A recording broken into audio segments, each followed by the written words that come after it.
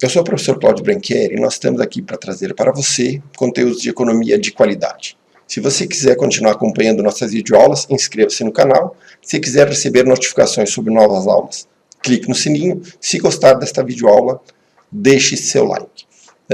A nossa aula de hoje é uma continuação das aulas de Fundamentos de Economia.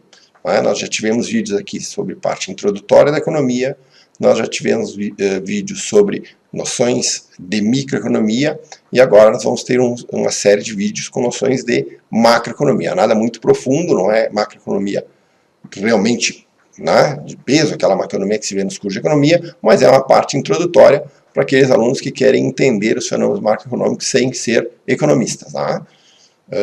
Bom, então vamos lá. A macroeconomia ela surge praticamente junto com a economia, né? Mas o termo macroeconomia efetivamente surgiu na década de 30, né? Com Keynes, né? E a primeira grande obra da macroeconomia, um livro de Keynes chamado Teoria Geral do Emprego, do Juro e da Moeda, né? Lançado em 1936, que poderia ser dito assim como, sei lá, um livro de estreia da macroeconomia, ou da ciência macroeconômica como nós conhecemos hoje, tá? A macroeconomia, ela se ocupa em estudar os grandes agregados econômicos. Tá? Se na microeconomia eu estudo oferta individual, demanda individual, na macroeconomia eu estudo oferta agregada, demanda agregada. Se na microeconomia eu estudo como os consumidores escolhem e tomam decisões de oferta e de demanda, na macroeconomia eu vou estudar a inflação e o comportamento geral dos preços. Tá? Então é isso. Macroeconomia se preocupa com grandes variáveis. Geralmente é um tema econômico assim, mais interessante de estudar, né? Porque inflação, emprego, juros, taxa de câmbio, tudo isso está meio que na nossa vida, né? Então, as pessoas que são leigas dentro da economia, elas geralmente têm contato com a ciência econômica com temas macroeconômicos. Tá? Então, a macroeconomia trata da economia como um todo. Né? Metas de política econômica. Vamos imaginar o que acontece. Política econômica são as ações do Estado, né, do governo, no sentido de alterar o comportamento da oferta e da demanda agregada. Depois nós vamos ver lá na frente o que é oferta e demanda agregada. Né?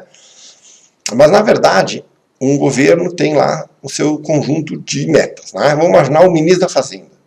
Né? Hoje o ministro da Fazenda é ele que merece. Vamos imaginar o Meirelles ali, né? O nosso ministro da Fazenda. Quando ele acorda de manhã, o que ele tem na cabeça dele? Né? Pelo que ele é medido? Ele é medido pelo que nós chamamos de metas de política econômica. Né? Nem todas são possíveis de serem atingidas ao mesmo tempo. Por isso que eu tenho alguns trade-offs entre elas. Né? Se eu escolho uma, vou ter que abrir mão de outra e assim por diante. Né? Obviamente, a primeira meta de política econômica é o crescimento econômico. A que taxa? A maior taxa possível. Não existe, olha, estou crescendo rápido demais. Até o crescimento econômico, eu não vou dizer que é a principal meta de política econômica, mas obviamente todo formulador de política econômica tem como meta atingir o pleno emprego, que a gente também vai ver o que é. Bom, então eu preciso ter o crescimento econômico. Como é que eu sei que o crescimento econômico está alto ou baixo demais? Né? Por causa da segunda meta, que é a estabilidade de preços, né?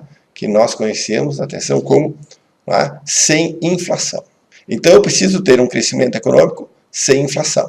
Geralmente, quando uma inflação está muito alta, significa que meu crescimento econômico está acelerado demais. Se minha inflação está mais baixa, significa que o meu crescimento, que eu posso, né, dar um impulso na economia, porque isso não vai gerar pressão inflacionária. É mais ou menos como um carro andando em uma rotação muito alta. Se o carro está andando com rotação muito alta, daqui a pouco o teu motor começa a esquentar demais. Aí você tem que diminuir a velocidade para que ele possa arrefecer. Né? Mais ou menos isso. Né? Inflação alta demais significa alguma coisa assim. Né? A inflação baixa demais é o oposto. Né? Significa que a economia está andando em passos lentos demais. Né? Então eu tenho que crescer. Né, tem um crescimento econômico o maior possível sem que os preços se desestabilizem, né, distribuindo renda. Né? Obviamente a distribuição de renda, os frutos do crescimento se distribuindo na população de maneira mais justa e equitativa possível, para não gerar má distribuição de renda. Tá? Há uma discussão, obviamente, ideológica sobre o que vem primeiro, se vem crescimento, se vem produtividade, se vem distribuição de renda.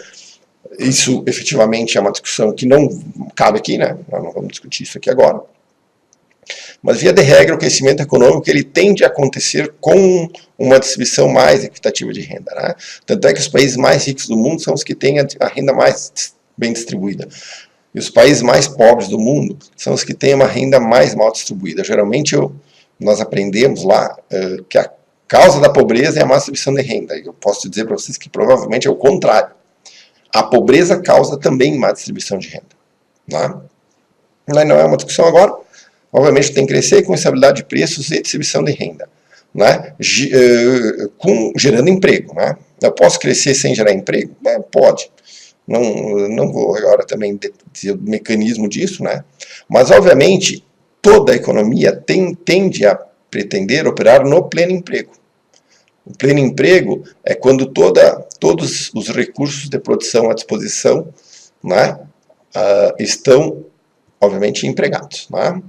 Então, eu tenho que ter crescimento econômico, distribuindo renda, sem inflação, com alto nível de emprego e, última, com endividamento sob controle.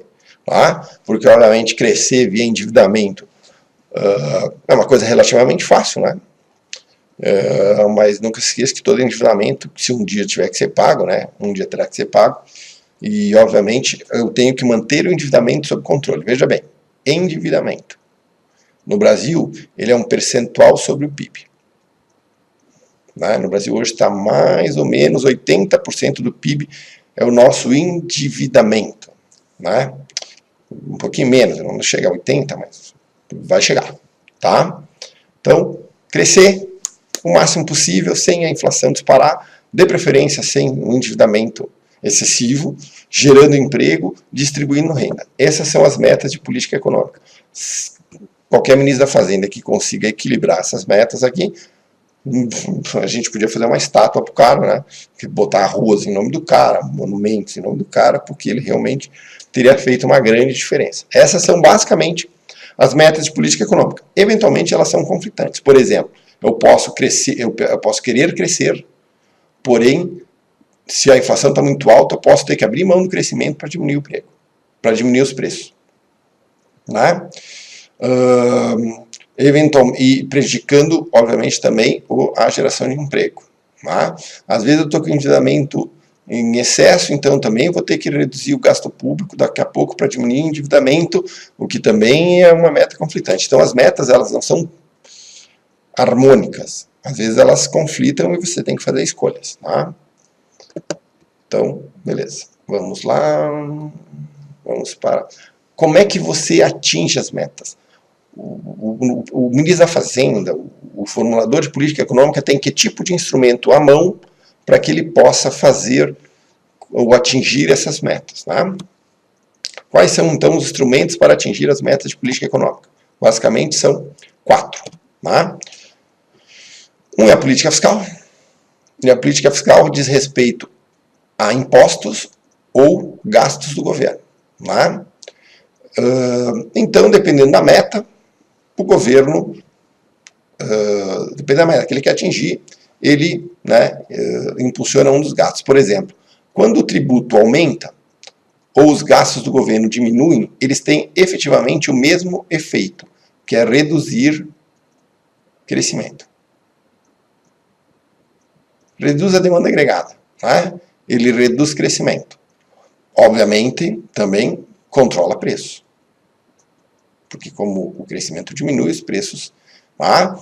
O inverso também é verdadeiro. Se os tributos diminuem ou os gastos públicos aumentam, por exemplo, como o Trump está fazendo nos Estados Unidos, eu vou ter crescimento econômico, mas eu também posso ter inflação. Tá? Então, se eu quiser, por exemplo, controlar a inflação, eu diminuo os gastos. Se eu quiser aumentar o crescimento, eu aumento os gastos públicos. Então, a política fiscal ela é um instrumento de política econômica, dependendo da meta que você quer atingir. Tá? Então, por exemplo, no Brasil, hoje não, mas na época do Fernando Henrique, durante o Plano Real lá, o grande calcanhar de Aquiles do Plano Real era uma política fiscal, o governo gastava demais. E isso ameaçava todo o plano. Né? Política fiscal, então, basicamente, é um instrumento de política econômica. O outro instrumento de política econômica é a política cambial e comercial. Beleza? Basicamente é o seguinte, ó, todos nós entendemos, vamos imaginar que você vai fazer uma viagem ao exterior, que custa $1.000. Ora, se o câmbio está R$3, você vai pegar o seu salário, vai converter, e essa viagem vai custar R$3.000. Se a taxa de câmbio sair de R$3 para R$4, o teu salário em reais não vai aumentar aqui, mas o custo da viagem aumenta. Então, basicamente, quando eu tenho aqui, isso aqui nós chamamos de desvalorização da moeda. Quando o real se desvaloriza, tudo que eu compro importado, tudo que eu gasto em dólar, aumenta seu preço. Tá? Então, poder-se utilizar política cambial para, sei lá, aumentar, porque isso aqui é importação, né? Estou comprando uma viagem no exterior. Obviamente, se fica mais caro viajar para o exterior, fica mais barato de um turista estrangeiro visitar o Brasil. Então, a taxa de câmbio ela pode ser uma indutora de crescimento ou da inflação, como foi o caso do Plano Real, né? Onde se manteve uma taxa de câmbio sobrevalorizada para impedir que o mercado interno repassasse aumentos de preço. Então, a política cambial eu posso utilizar dependendo da meta de política econômica. Qual é a política cambial brasileira? É não ter política, porque o nosso câmbio é flutuante. Né? O governo não interfere no valor do câmbio. A outra eu posso usar a política comercial. Também dá para dar um exemplo típico. Agora o Trump aumentou as tarifas de produtos chineses. Né? Colocou uma sobretaxa de 10%. É uma política comercial. O objetivo dele é aumentar a geração de emprego nos Estados Unidos. Nós estamos aqui estudando, veja bem, nós estamos aqui criticando e falando sobre se funciona ou não. Nós estamos falando ceteris paribus, mantém tudo o resto constante. Os governos podem utilizar a política comercial para diminuir importações e jogar a produção para o mercado interno. Tá? Então também é um instrumento de política econômica. O Trump poderia, por exemplo, querer combater um monopólio americano baixando a tarifa de importação de um determinado produto. Eu também posso utilizar a política comercial nesse sentido, né?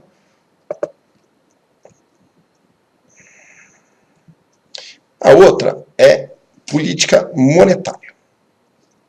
Bom, eu vou dar uma coisa que vocês têm que ter na cabeça. Mais moeda, mais gasto. Simples assim, o tempo inteiro. Mais moeda, mais gasto. Se o governo emitir moeda, ele para no bolso das famílias e as famílias consomem. Assim. Então, se eu quiser aumentar o volume, a demanda agregada para aumentar o crescimento, o governo tem uma política monetária mais frouxa. Chama-se política monetária expansionista. Ok? Então, se o governo quiser aumentar o crescimento econômico, ele pode afrouxar a política monetária. Foi a política econômica do governo Lula. Se eu quiser controlar a inflação, então eu preciso reter moeda, eu preciso diminuir a quantidade de moeda em circulação para reduzir a demanda. Né? Então nós temos vários momentos de política contracionista aí, ao longo da nossa história. Logo após a eleição da Dilma, ela ergueu as taxas de juros, né, para quase 14%. Aquilo ali era uma tentativa de diminuir a demanda e, portanto, controlar um pouquinho a inflação, que já passava de 2 dígitos. Então, a política monetária ela é usada quase que diariamente para atingir as metas de política econômica que a gente teve ali. E tem uma outra política aqui, que eu só ponho aqui porque está nos livros textos de macro, mas ela... esqueçam, que são as políticas de rendas, controle de preço e salário. Só o Maduro, a Venezuela, acredita que essa porcaria funciona. Né? Política de renda é o controle pelo governo de preços e salários, congelamento de preços, congelamento de salários, em suma. Né? Isso aí é tão eficiente quanto, sei lá, uma máquina de escrever. Chance zero. Não funciona. Tá aí, os livros de texto de economia trazem como se fosse um instrumento de política econômica. Mas não te preocupa. Isso é instrumento do Jason da sexta-feira 13.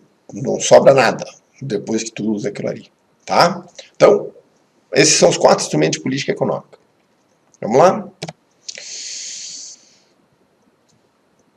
Estrutura da análise macroeconômica. Só para a gente, digamos assim, dar uma passada e não deixar isso passar. Bom, quando a gente faz uma análise macroeconômica, nós temos sempre, como em qualquer economia, nós temos duas partes. A parte real, que é onde nós criamos riqueza, e a parte monetária. Aqui falta uma perninha. Parte monetária da economia. A parte real da economia é onde é gerado riqueza, né? Não é dinheiro que gera riqueza, né? Moeda é papel pintado. É simples assim. Né? Quem gera riqueza na economia é a parte real. Né? Então, a parte real da macroeconomia se preocupa com o mercado de bens e serviços, que é onde a gente tem o PIB e a inflação. E o mercado de trabalho, onde são determinados os níveis de emprego e de salários. Então, isso aqui ó, é a parte real da economia. A parte monetária se preocupa com o mercado financeiro e o mercado de divisas. No mercado de divisas, eu defino a taxa de câmbio. A taxa de câmbio é um produto único, exclusivamente monetário. Ela afeta o mercado real, mas é um fenômeno monetário. Assim como a taxa de juros também é um fenômeno monetário. Então, em macro, a gente estuda a parte real, que é onde a riqueza é gerada, e é onde você gera crescimento e renda, e a parte monetária da economia, que na verdade está ali para facilitar, né?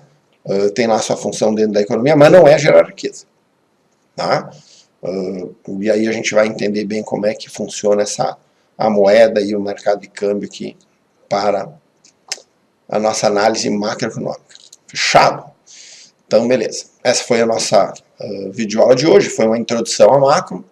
Na próxima aula a gente vai ver como é que se mede o PIB, certo? Eu vou deixar aqui do lado 2 videoaulas da primeira série ali que a gente já deixou. Não se esqueça aqui de clicar aqui embaixo e inscrever-se no canal. Foi um prazer ter estado com vocês. Até a próxima videoaula.